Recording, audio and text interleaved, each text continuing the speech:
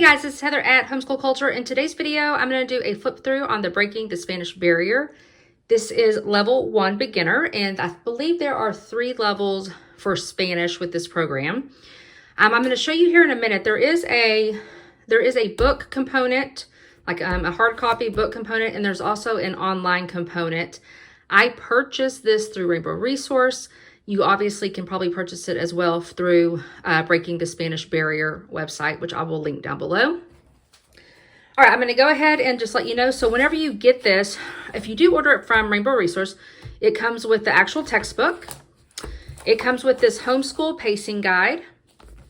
And then it also comes with the test program, so all the tests and the answers are in the back, as well as the answer key booklet for all of the work in the workbook. And I'll explain more on that here in a minute, because you can choose to do the workbook, but you can also use the website and do it that way, and then it will grade it as well. So there's 2 ways to do it, and we'll look at that in a second. This is one of those curriculums that I was not going to teach. I do not speak Spanish, and so I wanted to find something that my daughter was going to be able to do by herself. And that is why I like the online aspect. I'm pretty sure you can buy just this, what you see here, and not purchase the online part.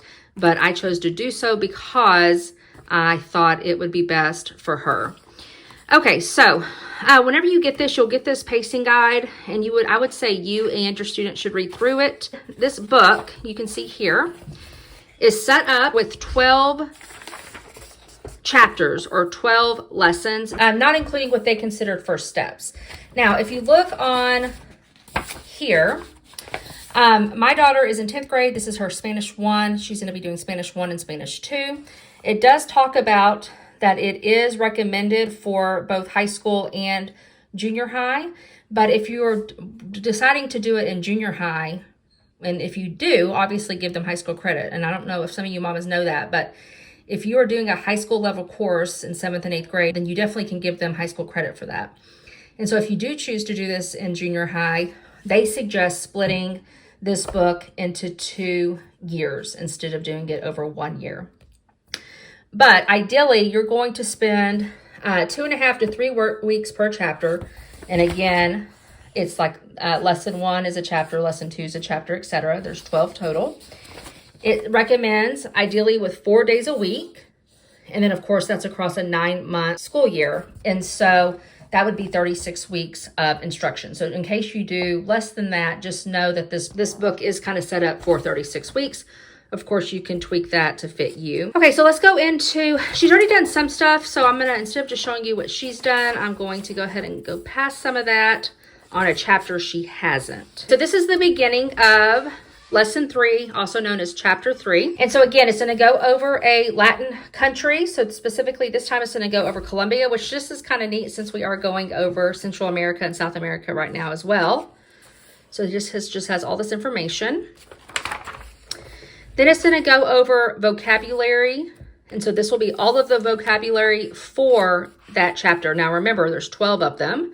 And so each chapter or lesson, however you want it interchangeably, is about 3 weeks long. So for instance, this is lesson 3, and it has it all detailed out. So week 1, day 1, day 2, day 3, day 4, week 2, etc., week 3, etc.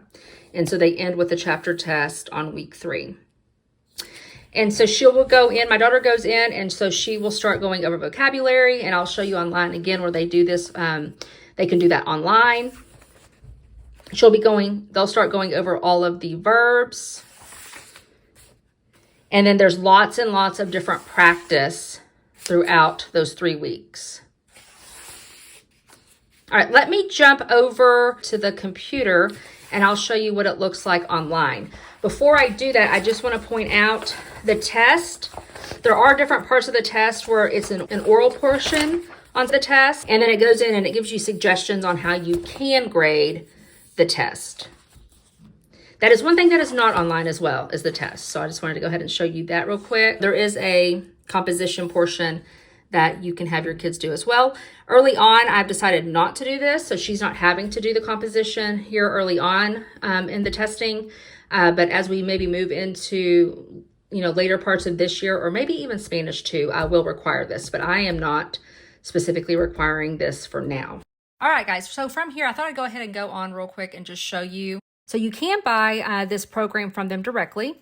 It is tobreak.com. The Spanish is $150, and that includes the 1-year online access. And so they have Spanish 1, 2, and 3. Obviously, if you buy all 3 at one time, you get a pretty good discount. So this is $150 for all of this.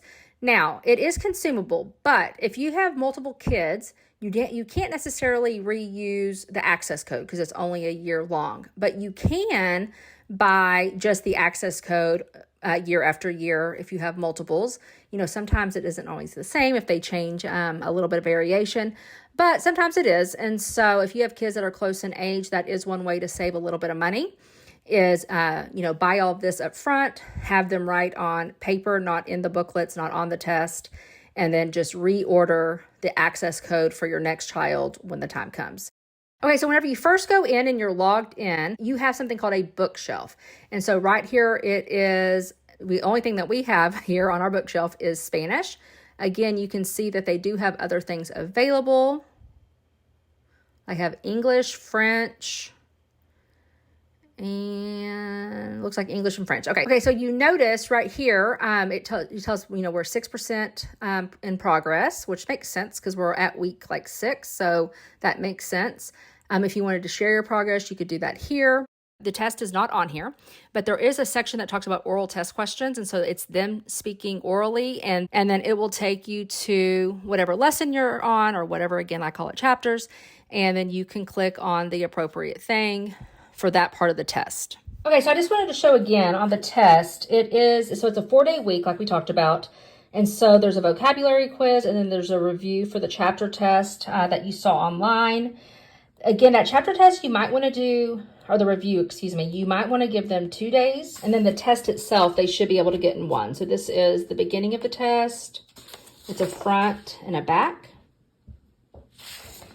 And then there is this 3rd page. And then again, the back is the written or the composition portion, which I am not making her do at, again, this time. All right, moving on. Let's go ahead and hit the book and open that up. Oh, that's one thing I didn't talk about. They do start with first steps. And I think I had her go, because we did our first week of school was like 3 days. And I had her go over all of this on those 3 days. And she seemed to go fine, got through it all. And so, and we actually do a 34 week. So I'm not sure how I'm going to do that. I'll either maybe just stop and be done, or I might have her continue just depending on what it is, depending on what we're doing, etc. But I'm going to go ahead and click on lesson 3. So it always starts out with kind of what it will look like in the book. Then you go next. And so that you will have these previous and next buttons throughout. And so then it will go over a welcome. And then each lesson starts, like I told you a while ago, each lesson starts with a Latin country. And so this lesson is Colombia. And so it goes over all different types of information. It talks about different famous people from Colombia, whether they be artists, authors, musicians, poets, sports figures. Then it goes into the different cities and different locales. And then after that, I think that usually takes 1 day. And then after that, you'll start going over vocabulary. And this is where those online flashcards are. So, for instance, for lesson 3, they'll be going over body parts, other nouns, adjectives, so specific, these specific adjectives, verbs, these specific verbs, and then some miscellaneous. And so the flashcards, she'll click on that when she's ready. And it will say, so right now it's in English. And so the idea is for her to say it in Spanish, right? And if she doesn't know it, she can click on the Spanish word, or she can check. And when she clicks on the Spanish word, boca, it will also tell her. She can also click on the words here to begin with, to start learning them. Boca. And she can hit it as many times, or he can hit it as many times as needed. And then the arrow moves on to the next word, which... Brazo. Dedo. Diente. Mano. Okay, so she can just keep going over and over. And I love it that it is in a native, the pronunciations are from a native speaker. I'm very appreciative of that, just because sometimes when you try to think, you try to You try to see online sometimes what they are, and it's not necessarily a native speaker, and it does not sound anything like it should. So then this page just shows what they're going over for grammar purposes. And then it goes into those activities. And again, this whole thing is over 3 weeks. So when you start going through all of this, and this will, there we go. When you start going through all of this, you're like, oh my gosh, that's so much. But they're going through all of this in a 3-week period with 4 days a week. And if you think that 5 days a week might be better, you can obviously change to that. Yeah, I like these little things. It is, I will say this, there is a lot of stuff that is in Spanish, like a lot of titles. For instance, like everything over here, like lesson, right? Lesson 3. Obviously this is caution, I think. But a lot of times the stuff that is in Spanish, you can tell what the word means. And so, but I always tell her, anything that is written, you need to read.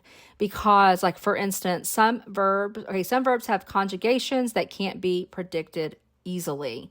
Some have special changes in the first person form only. So these are things that she needs to know. So I just reiterate to her that, hey, you really do need to read every little thing that you come across. And so I come right here are some examples, and I love it again because Alejandro Fernández y Luis Miguel tienen mucho talento. So she will try to read that herself, and if she has troubles, then she can listen to it. And Alejandro Fernández y Luis Miguel tienen mucho talento. And then she can repeat it herself, and she can do that as many times as needed. Now, once you get to the exercise section, this is the section that I talked about that the written book looks the same. Now, you can do it where they only work online or they only worked in the book. I think it's beneficial to do both because a lot of times, especially starting out in these first couple of lessons until they kind of get a better understanding of Spanish conjugation and all that, because it is much different than what we do here in English, it will allow them to just have more practice. So I look at this as like if I was teaching her a subject and I had her come up to the board and I would talk her through some things, she would be doing this, and then I would still give her a sheet maybe afterwards to do on her own. So that's kind of how I think about it. And so what happens is they'll go in and they'll type in an answer, right? Let's just say they type that in. But if they get it wrong, it does come out red. And I believe when they get it right, it either turns green or maybe it stays black. But if they do not know it, they don't know it, they can't figure it out. But if they do not know something, then they can click on the little light bulb and it will help them. So there is help throughout. And then again, you can have her do or him do the written portion in the book afterwards. Okay, so going through all of that, so you can see there's all of the different types of, I think this is, yes, oral. Okay, let's get to the oral practice. So the oral practice, again, is just them because not only do they want them to know how to write it all, they want them to know how to speak it as well. And so this is them just trying to practice it orally. So it says these 2 sets of questions use grammatical structure and vocabulary from this lesson. Working with a partner, alternate asking and answering the question, which obviously she's doing this by herself, but it's still something that she can practice and then type in answers as well. ¿Siempre dices la verdad? ¿Dónde pones los libros en la clase?